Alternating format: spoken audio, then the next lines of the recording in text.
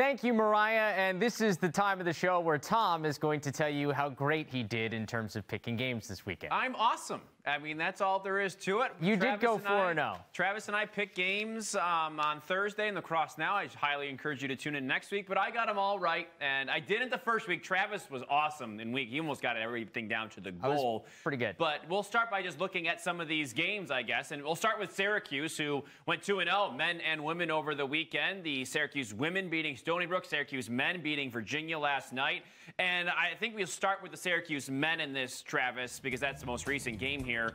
The men, I had said it on Thursday. I didn't think that's who they were against Army, and then they really showed us who they were against for Virginia. Yeah, the theme for both of these is just dome domination. I mean, going into the weekend, both these games looked like they were certainly losable, like toss-ups between Syracuse and Stony Brook on the women's side, Syracuse, Virginia on the men's side.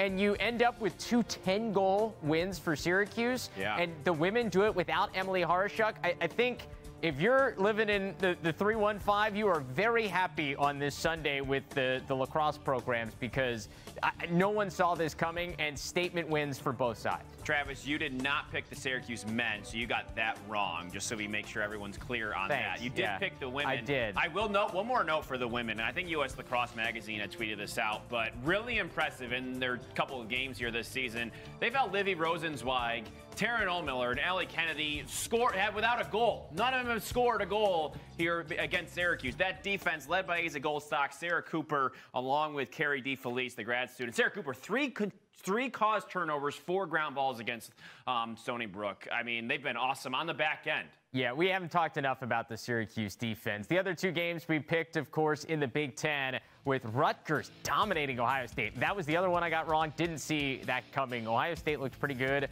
against Hopkins, at least to me, and I thought they had veteran presence up and down, but too much veteran presence on the other side. The Scarlet Knights are moving up my poll, and Maryland doing what we both thought they would do against Penn State. 13-7 winners. You got both these right, or did you? I got the Ohio State one you got that. Okay, I got both of these right, as you guys know. I thought Rutgers, but that game would be a little bit closer. Their defense, I mean, Ohio State, you saw it in week 1. I mean, they put a good offense. They put a lot of points on the board, but the Rutgers defense really coming into play along with faceoffs as well. They've got that guy, Jonathan Eugenio, and he won 50% of the faceoffs that he had, but at the same time, Rutgers really hasn't had a great face-off guy these past few years. He's been able to fill that void and just getting them more even possessions. I think that's made a big difference. Penn State, if you watch that game, just struggling to find a rhythm on offense. Mac O'Keefe's getting doubled every single time it feels like he touches it, and that's been a big problem for them. No grand amen. Generational talent, and you're going to have a void that you need to fill there somehow. Yeah, they need somebody else to step up. All right, let's talk about the best of the weekend. We're going to start with best moves, and for me, it's Hofstra's Ryan Tierney. Dude lit it up against Stony Brook this weekend. Not one, but 2 highlight reel goals. This one is just like, we don't see this. The old fake sky whammy into a sidewinder, low-high rip. Also breaking ankles. If Hofstra's going to win, looks like they're going to be doing it by like scoring 18, 19, 20 goals. But it's an exciting brand of lacrosse, 8-3 for Ryan Tierney. He is a special talent. He's going to be playing in the pro game this summer, I guarantee it. He's been a man on a mission for sure for Hofstra. I'm going to go back to Friday and go to the women's game. USC lost to Boston College, but this was one of my favorite plays of the weekend. Lizzy Wagner, the senior from San Francisco, causes a turnover, gets a ground ball, and just goes coast to coast. She was in high school All-American. I think she needs a little bit more pub around here. Not many people are talking about Lizzy Wagner for USC. And then she goes on and has an assist. 10 caused turnovers and 30 ground balls a couple of years ago in 2019. And that was the last full season, as we know, for all these players. They got UC Davis on March 7th next. So go watch Lizzy Wagner, everybody. She is a talent. And to talk about moves, she's moving down the field. Certainly is. All right, moving on to more of the best of the weekend. Best team that's not on the radar, I'll start. How about Georgetown? They're now on the radar thanks to what they've done the last couple of weeks. They've outscored their opponents, and not just any opponents, Big East opponents in the first 2 games, Villanova and St. John's, 35-2. They've allowed 2 goals in 2 games. 2 goals combined. That's ridiculous defense, and they're also scoring them, and you put 35 up combined in 2 games.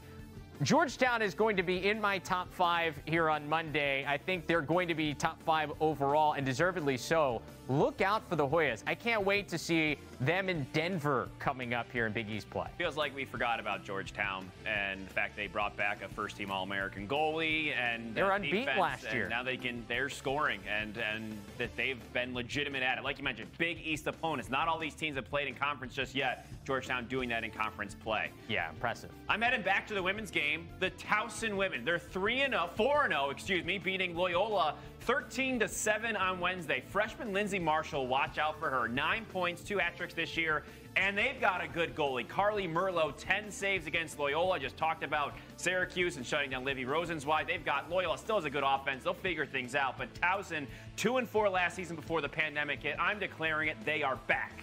Yeah, big stuff for the Tigers. They're going to be in the top 20 this week. How be. About the best goal you may have missed this week? And not a lot of people talking about UAlbany. Had some issues with COVID and getting a full team together. Played against Colgate yesterday without some of their big names, including Dehoga Nanticoke. No problem. How about this goal? I did not. This is actually true. I did not see this. From the freshman, Camden Hay, freshman out of Victor, New York. What a way to make your debut in a Great Danes uniform going around the world. I mean, doesn't that just fit the brand? It's all right? about the brand. By the way, not only did he score this goal in stylish fashion, 2-4 in his first collegiate game. Great Danes. Keep an eye on them with Dehoga and everybody once they get them back. Absolutely, for sure. All right, I'll go to Notre Dame, who we hadn't seen them play, so you might not have seen this goal. This is the first time we've seen them this year. Griffin Westin, and then the pass, just as good from Pat Cavanaugh. It's a no-look pass, guys. I mean, sick. Look at that. Look at that. He's not looking. Westin, a junior attackman. He was tied for the first on the team lead last year. 16 points when the pandemic hit. Watch out for Notre Dame. Maybe a little sneakier than we thought this year. I mean, came on the scene late. We just haven't seen him play. Yeah, Cavanaugh, 9 points yesterday.